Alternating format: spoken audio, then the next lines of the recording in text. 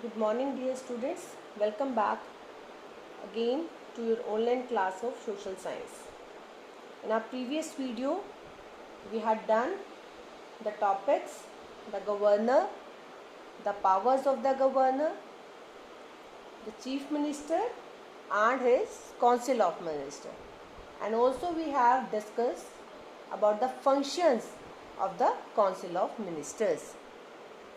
In today's one, we have discussed about the union territories, and India is a federation with a strong center. Only last two topics are left of this chapter. So let's start and begin with union territories. So what are union territories? हम किसे बोलते हैं बच्चा union territories? The areas directly administered by the union government are called union territories. It means जो areas जो पूरा का पूरा जिसमें जो वर्किंग होती है, जो कंट्रोल होता है बच्चा, वो किसका होता है? आपकी यूनियन गवर्नमेंट का. उन टेरिटरीज को, उन जगह को, उन प्लेसेस को हम क्या बोलते हैं? Union territory. It means the areas that are directly controlled by the union government, that we call union territories. And how many union territories we have? कितनी union territories हैं इंडिया में? In India we have 8 union territories. हमने starting में with the beginning of the chapter we know this thing very well कि how many union territories are in India? The 8 union territories are in India. First one is Andaman and Nicobar Islands. Second, Chandigarh. Third is Dadra and Nagar Haveli and Daman and Diu. Fourth beta Delhi. Fifth Jammu and Kashmir. Sixth Ladakh. Seventh Lakshadweep. And eighth is your Pondicherry. And you know this thing very well कि बेटा पहले Jammu and Kashmir आपका किस में आता था? आपका state में आता था, ठीक है ना? तो कुछ जो स्टेट्स थी अब उनको किस में कैटेगराइज कर दिया गया है? यूनियन टेरिटरीज में. लद्दाख भी एक आपकी न्यू यूनियन टेरिटरी बनी है. ये भी हमारी पुरानी टेरिटरीज में नहीं थी. गोवा हमारी यूनियन टेरिटरी थी but now it comes into the category of the state one. तो कुछ न्यू एडिशंस हुई हैं और कुछ जो इसमें इंक्लूड थी वो यूनियन टेरिटरीज क्या हो गई हैं बच्चा? एक्सक्लूड हो गई हैं.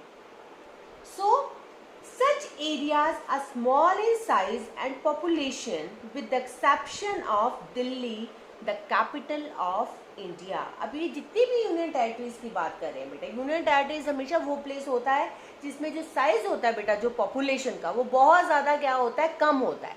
तभी हम इन्हें एक स्टेट नहीं बोल सकते क्योंकि पॉपुलेशन बहुत ज़्यादा कम होती है. तो हम इनको किसका नाम दे देते हैं? यूनियन टेरिटरी का नाम देते हैं. बट इन 8 यूनियन टेरिटरीज में एक एक्सेप्शन है, एक अलग से है. वो है आपकी Delhi, the capital of India. वहां पर एक्सेप्शनल केस है. वहां पर yes we included that state into a territory one but with exceptions one. उसमें एक्सेप्शंस है बेटा. उसकी पॉपुलेशन का साइज कम नहीं है बट फिर भी हम उसको इंक्लूड करते हैं यूनियन टेरिटरीज में. It is now called national capital territory of Delhi. और इसको क्या बोला जाता है बेटा आज के टाइम पर? Presently national capital territory of Delhi, NCT. ठीक है बच्चे? और इस टेरिटरी को बेटा एक स्पेशल स्टेटस एंजॉय करने को मिलता है. स्पेशल पावर्स हैं हमारी दिल्ली के पास.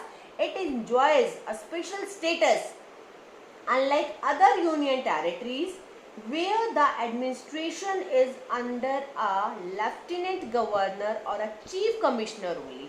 अब इसको स्पेशल स्टेटस क्या है बच्चा कि दूसरी टेरिटरीज के साथ साथ बच्चा जो वहाँ पर सारी वर्किंग्स होती थी वो किसके अंडर होती हैं? वो सारी की सारी आपकी यूनियन टेरिटरीज का जो एडमिनिस्ट्रेशन होता है वो अंडर होता है लेफ्टिनेंट गवर्नर के या चीफ कमिश्नर के.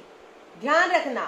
बट दिल्ली में क्या है? ये तो चीजें हैं ही हैं, गवर्नर तो है ही है, साथ के साथ और क्या है? Delhi has an elected legislative assembly and a council of minister. Delhi किस कैटेगरी में आता है? आपकी लेजिस्लेटिव असेंबली में भी आता है और इसमें काउंसिल ऑफ मिनिस्टर्स भी हैं और चीफ मिनिस्टर भी है. क्योंकि आपको पता है लेजिस्लेटिव असेंबली में जो हेड होता है वो होता है आपका चीफ मिनिस्टर। तो यहाँ पर लेफ्टिनेंट गवर्नर भी है और आपके चीफ मिनिस्टर में, इट मीन्स ये दोनों कैटेगरीज में आते हैं। आपकी यूनियन टेरिटरीज की कैटेगरीज में भी आता है आपका दिल्ली, और आपकी लेजिस्लेटिव असेंबली की कैटेगरी में भी आता है।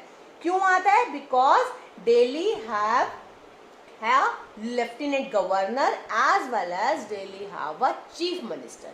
तो ये दोनों के दोनों कैटेगरीज में इंक्लूड होता है आपका, ध्यान रखना। इसीलिए दिल्ली को बेटा एक स्पेशल स्टेटस दिया गया है, just because of this one, कि वो दोनों चीजें हैं उसके पास। Okay, so the last topic of your chapter is India is a federation with a strong centre. अब इंडिया एक आपका कैसा कंट्री है बेटा, किस तरीके का कंट्री है? ये वो कंट्री है बेटा जहाँ पे आपकी जो यूनियन गवर्नमेंट है, जिसे आप सेंट्रल गवर्नमेंट बोलते हो, वो सबसे ज्यादा स्ट्रॉन्ग है, सबसे ज्यादा जिसको कहते हैं पावरफुल है। कैसे? अब आप ये फ्लो चार्ट को देखिए, सिंपल सी चीज है इंडिया में, क्योंकि ज्यादा से ज्यादा बच्चा जो सब्जेक्ट्स हैं, ज्यादा से ज्यादा जो पावर्स हैं, that are in the hand of the central government. मैंने आपको अपनी फर्स्ट वीडियो में ये चीज बताई थी, 3 लिस्ट होती है बेटा, यूनियन, ठीक है, second is the state list and third is the concurrent list. और जो यूनियन गवर्नमेंट होती है उसके पास 97 सब्जेक्ट्स होते हैं, 97 डिपार्टमेंट्स होते हैं। तो जिसके पास ज्यादा डिपार्टमेंट्स है बेटा, डेफिनेटली वो क्या होगी, वो ज्यादा से ज्यादा वो क्या होगा, जो ऑर्गन है वो ज्यादा से ज्यादा स्ट्रॉन्ग होगा। तो फ्लोचार्ट के अकॉर्डिंग क्या है बच्चे, सबसे इंपॉर्टेंट है हमारा सेंट्रल गवर्नमेंट, जो पूरे के पूरे नेशन के लिए काम करेगा, मतलब पूरे कंट्री के लिए। आपका डिफेंस है, आपका आर्मी है, ये पूरे नेशन के लिए वर्कआउट करेगा। इसके बाद जो छोटा लेवल आ जाता है वो आ जाता है आपकी स्टेट गवर्नमेंट्स का, ठीक है। जैसे आपके हरियाणा की स्टेट है, आपकी पंजाब की स्टेट है, जितनी भी स्टेट्स हैं, ये स्टेट्स जो अपने लिए काम कर रहे हैं, सिर्फ स्टेट के लिए, ये सेंटर के लिए कोई काम नहीं कर रही है, तो ये स्टेट गवर्नमेंट, इसके पास इतनी पावर्स नहीं है जितनी सेंटर के पास है। स्टेट लिस्ट में आपके पास है 66 डिपार्टमेंट्स आते हैं, 66 subjects you have. And after that district administration, जिसको हम बोलते हैं जिलों का एडमिनिस्ट्रेशन, डिस्ट्रिक्ट बोलते हैं, जैसे यमुनानगर इज अ डिस्ट्रिक्ट, तो ये क्या होते हैं आपके अलग अलग डिस्ट्रिक्ट्स होते हैं। Each state is divided into district. जितना भी आपका स्टेट है बेटा, अब आपका हरियाणा स्टेट है, इसमें पता नहीं कितने सारे डिस्ट्रिक्ट हैं, तो वो सारे क्या है आपके डिस्ट्रिक्ट में डिवाइड हो जाते हैं। तो उसके बाद डिस्ट्रिक्ट्स का एडमिनिस्ट्रेशन आता है। फिर आता है आपका छोटे लेवल पर एक विलेज एडमिनिस्ट्रेशन, मतलब इसके बाद, क्यों? क्योंकि विलेजेस का क्या होता है, एरिया क्या होता है, बहुत छोटा होता है, पॉपुलेशन क्या होता है कंपैरेटिवली टू द स्टेट और द डिस्ट्रिक्ट्स, वो क्या होती है बच्चा, कम होती है। तो फिर इसके बाद आपका आता है विलेज का, एंड आफ्टर दैट विलेजेस में कौन वर्कआउट करती है, आपकी पंचायत वर्कआउट करती है। तो क्या है बेटा, हमने सेंटर को स्ट्रॉन्ग क्यों कहा है?